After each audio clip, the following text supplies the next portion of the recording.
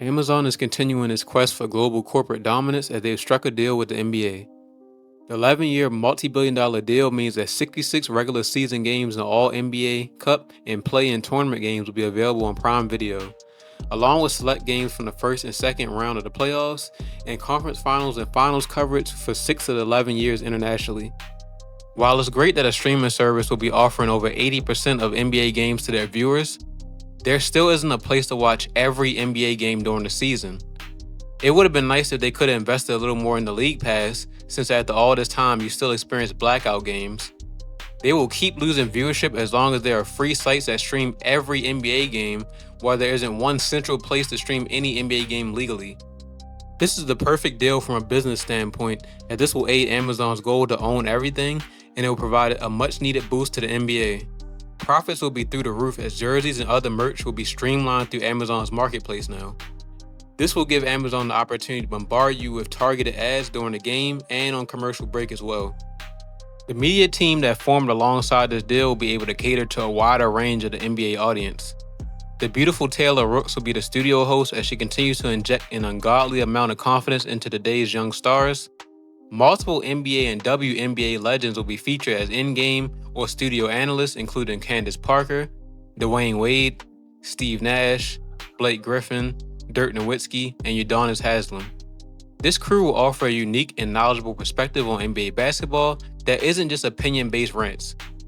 Sports media, especially professional coverage of NBA basketball, has been on a steep decline since the mid-2010s.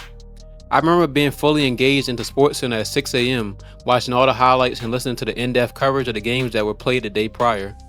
I didn't mind watching the reruns that were played throughout the day because the coverage was so extensive that you could learn something new even if you saw it multiple times already.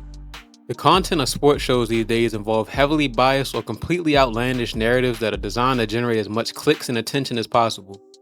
These days, it's almost impossible to tune into First Take without Stephen A. Smith getting into a shouting match with his co-host or just being overly animated early in the morning. ESPN is paying this man more than 70% of role players in the NBA just to give garbage takes, offer little to no expert analysis of the game, and pretty much act like a damn buffoon on live television. When sports media began to focus more on hot takes rather than highlights, that dulled the quality of basketball discourse significantly. When First Take was seriously debating whether Alex Ovechkin, a hockey player by the way, scoring the most goals in NHL history is more impressive than LeBron scoring the most goals in NBA history, I knew we had to be close to the end times.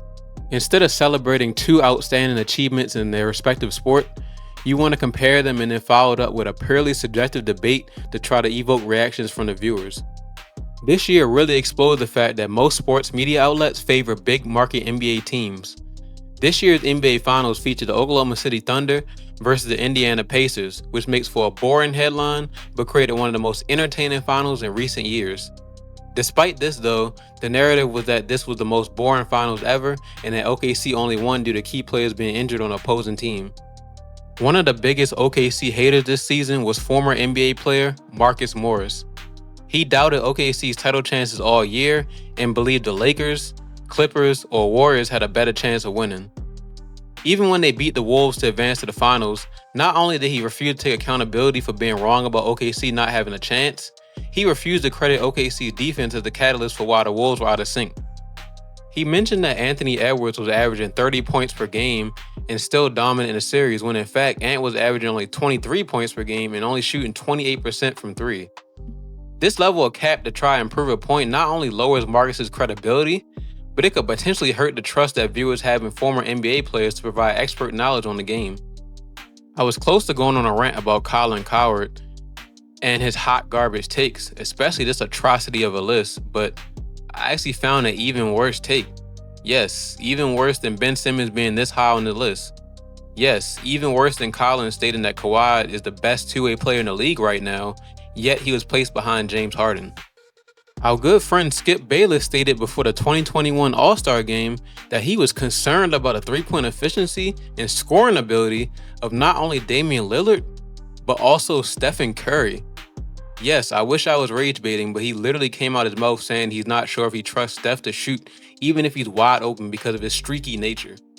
Skip using a half a season worth of stats as his main evidence for why Steph and Dame will struggle in what essentially is a pickup game is insane.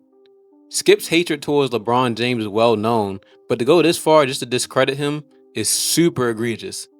Sports media has begun to focus more on these hot take debates because this type of content is good for creating strong emotional reactions that will increase engagement with their content. The toxicity spread to print media as well, as a recent magazine article lied about a current NBA star to create hype. Men's Health magazine did an article on Luka Doncic, which was cool until he mentions Luka recording a 42-inch vertical jump at the 2018 draft combine. Pretty sure Luka was still playing for Real Madrid at the time, and Dante DiVincenzo and Josh Okogie were the only ones to record a 42-inch vertical jump that year. Basically, the journalist got baited by Google AI's incorrect summary of Luka while searching for anything that will get people talking. If you actually watch and understand how Luka plays, you know that doesn't even sound right. Even though the NBA is aiding Amazon's evil plan for world domination, I hope that the media crew will at least help change the current landscape of sports media. With such a well-rounded cast full of respectable experts on the game, I see this being a treat for basketball enthusiasts. It would still be nice to have one platform that streams every NBA game, but I don't know, maybe I'm just asking for too much.